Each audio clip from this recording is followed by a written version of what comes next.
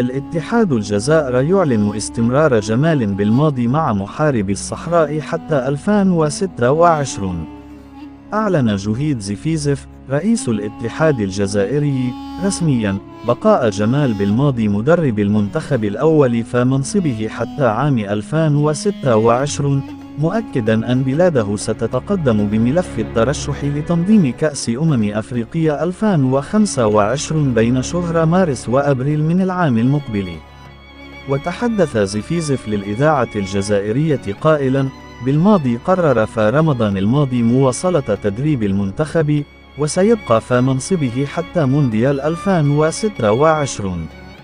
ويتولى جمال بالماضي تدريب محاربي الصحراء منذ 2018، وقاد المحاربين للفوز بكأس أفريقيا 2019. وفشل منتخب الجزائر في التأهل لكأس العالم 2022 بالهزيمة القاتلة ضد الكاميرون في ملحق التصفيات بعد الهزيمة بفارق الأهداف المسجلة خارج الأرض عقب التعادل في مجموع المباراتين بهدفين لمثلهما. وكان الاتحاد الإفريقي لكرة القدم كاف أعلن في وقت سابق سحب تنظيم إفريقيا 2025 من غينيا في ظل عدم جاهزيتها.